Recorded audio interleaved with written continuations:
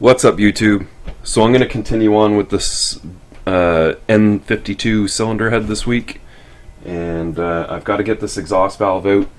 I'm going to be looking for an exhaust valve, hopefully something I can just whip back into the cylinder head and replace it. The owner of the car kind of wants to just get it fixed so that he can sell it.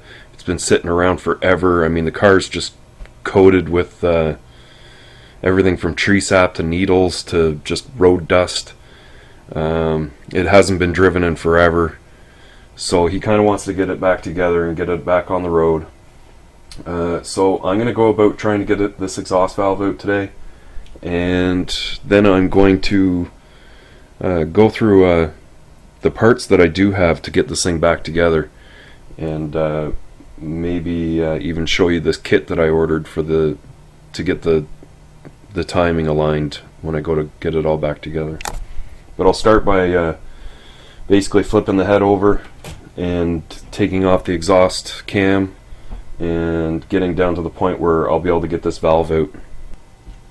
Okay, so starting off, the head gasket, it really sticks to the head quite well. It doesn't want to come off. It's got like a little bit of a rubber seal on the edges of it, and so it's going to stay on there, and it's actually going to protect that surface. In most cases, using a block of wood is absolutely fine with me. You just want to make sure that nothing's in that block of wood. You don't have any metal impregnated in it, something that's going to start scratching.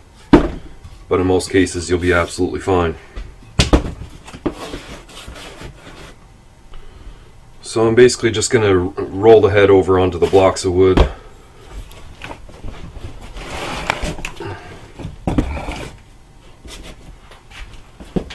I just have to be careful of number two's exhaust valves are open and they're past the deck.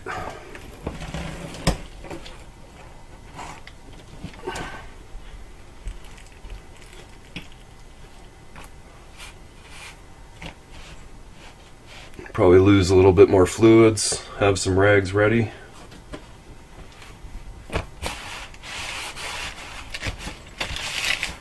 You see I've got cardboard laid down before I got the head onto the bench. The cardboard can protect the head a little bit. You know, you got a little bit of play in the cardboard, and it also soaks up a lot of the fluids that'll start pouring out of the head as you sit it on the bench and start rolling it around.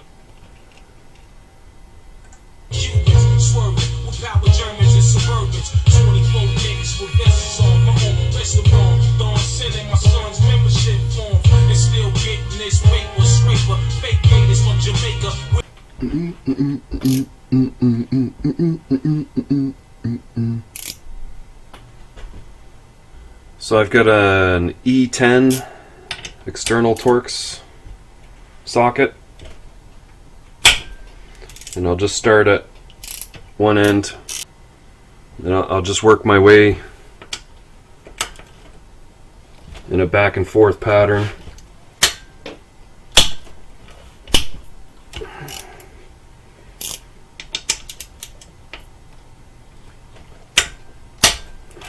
Working from the outside of the camshaft to the inside.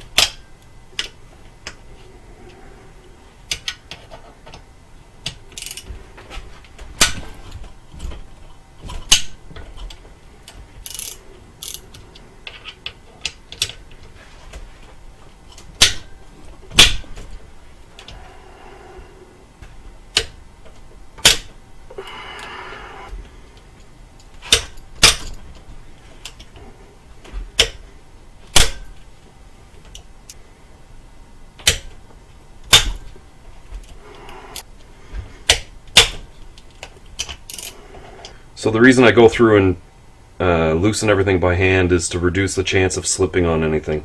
You don't want to start rounding off these type of bolts. They're always specialty bolts. You always need high grade, and I mean, if you start slipping on that too many times, you're at the point you're trying to cut it off, and that's just not what you want to do. Loosen everything by hand. Make sure you got a good grip on the head. Crack it loose. Then everything's loose. You can go along with air or electric to take out the rest of them.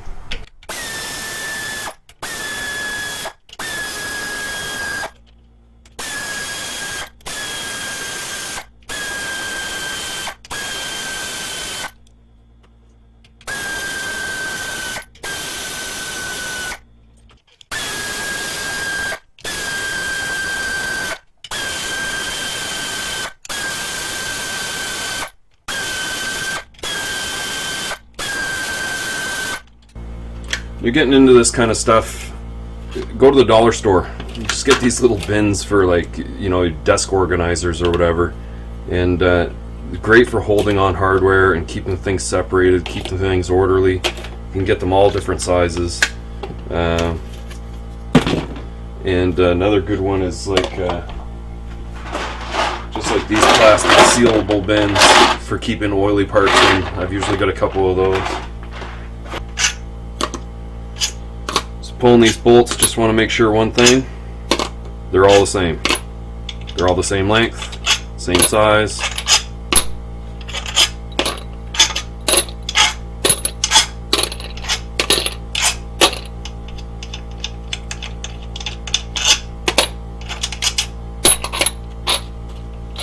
Off to the side.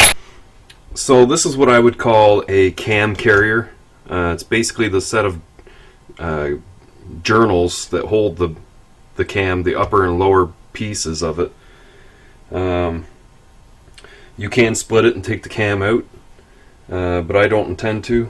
I'm just going to lift it out with the camshaft, all three pieces in one. The rockers, I'm assuming this is what holds all the rockers into place, and from what I can tell, there's another special tool that when reassembling it actually bridges along the center here and holds all the rockers in place for you when you're putting the cam back into position. Now I don't know if I'm going to need it or not, but I'll intend to do it without. So I want to keep this guy clean and out of harm's way.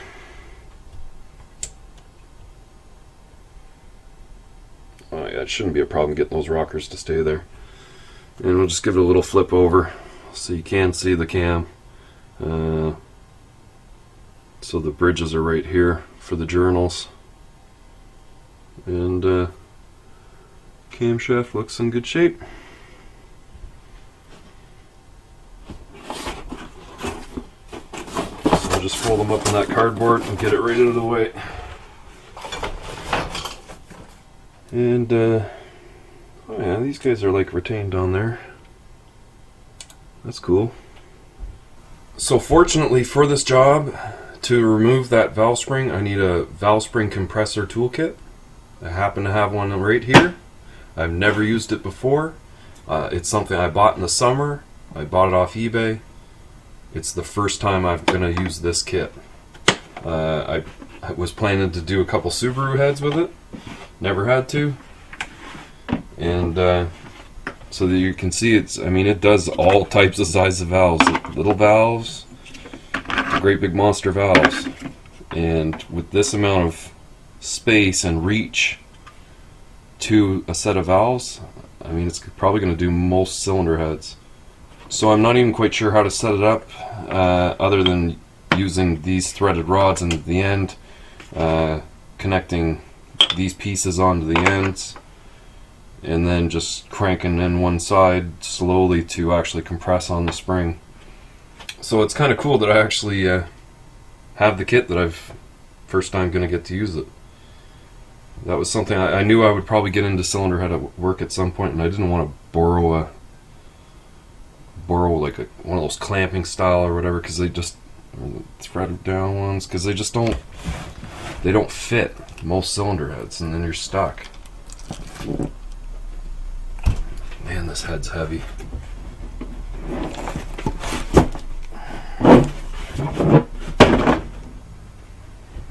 I don't know if I'm going to be able to get this propped up properly.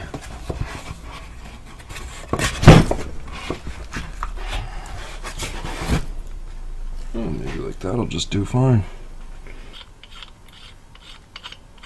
Okay, so I get the rod started in the tool, and I'll just select one of the pieces to go on top of the valve. Now the one that we got to change is this guy right here. So actually, I think this, yeah, it will, look at that. So the tappet's actually like connected right to the rocker. So we'll just sit that down, and this one all sits on there perfectly. So we'll use it. I think connected to that end. We'll just see. I'm gonna have to wind it back a bit.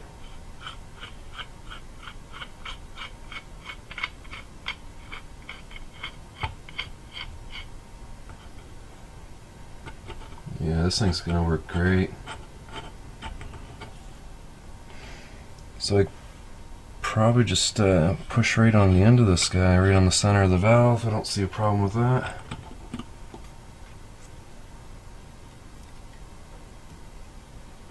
And then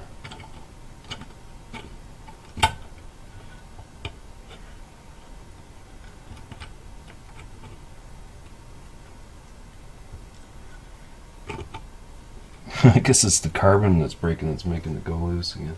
And then as long as we hold that nice and straight and start cranking this in, we should compress the valve spring. So I'll have a magnet and a pick close by, just in case they decide to drop out of there.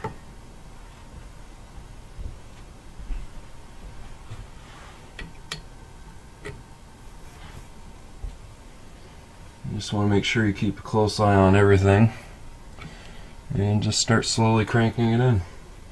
You can see that's already popped a little bit. You probably just stop it right there. I might have to go a little further. And these little keepers should just come out of there. Of course, my magnet's not very small. My magnet's not really small enough, and it doesn't really magnetize well. I might have to go down just a little further. There, you can see that one's starting to drop out.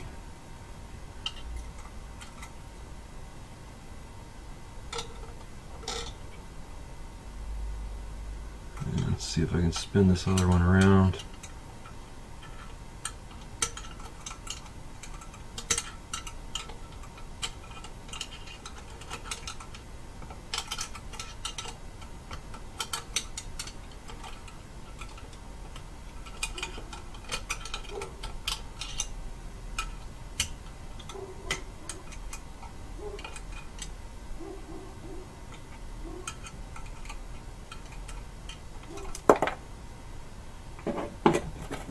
Get both of them out, and now just slowly let back out on the compressor.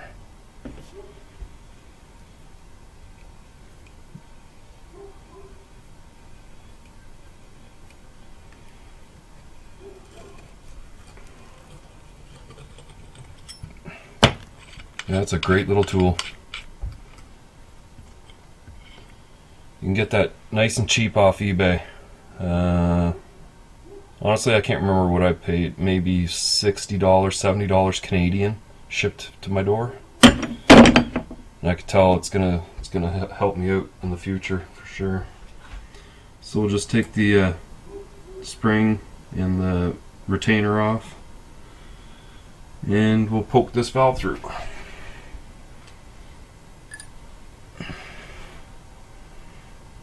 Yes, sir. Look at that.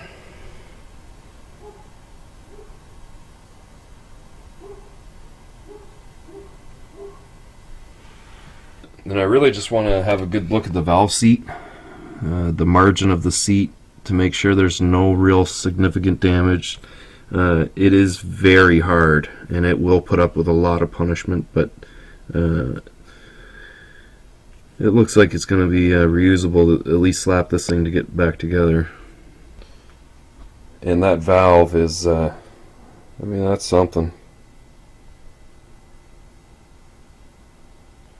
Tell me what you guys think about that valve. So now I just got to find another valve and get a new valve back in there, back together, and this head will be reusable. So yeah, I really don't know what's in this box. I didn't order it, but I'm assuming it's a complete gasket set, possibly an engine gasket set. It must be.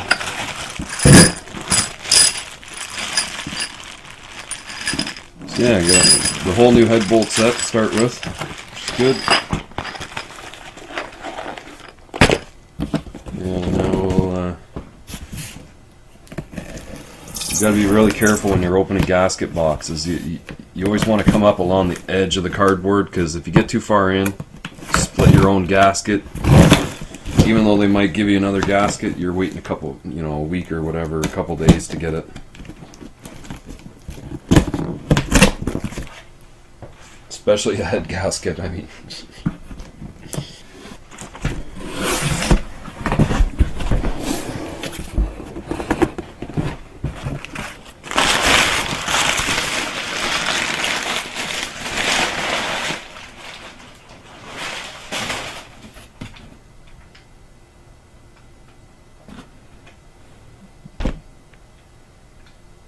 Well, that's an oil pan gasket there.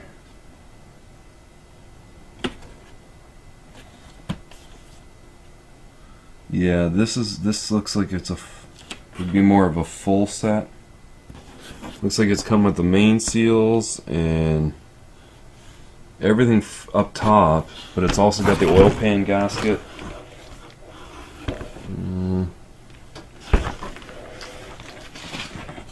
And it's definitely eBay because there's no brand name on it here. I don't know if I've ever installed a head gasket that wasn't branded. I don't really like how it's kind of folded through here, but it should be okay. It definitely appears to be the right gasket. It says B25, I'm assuming a 2.5 liter. So yeah, definitely a cheap quality, not something I would recommend using, especially when it comes packaged like this and the head gasket is literally against the shipping surface. So they actually insulated it on this side and absolutely nothing on the other side, just the cardboard. But I mean, whatever. If it leaks, it isn't my fault. So yeah, I didn't realize that I didn't actually do an outro for this video, and I'm just looking at my channel, and I'm sitting at 327 subscribers, and that's just awesome. I can't thank you guys enough. Just keep on watching, because there's lots more coming, and I'm just gonna keep on coming out with more and more and more and more. So yeah, if you like this video, definitely give it a thumbs up, and if you haven't already, hit that subscribe button for me. Leave your questions and comments further down below, and I'll see you in the next one.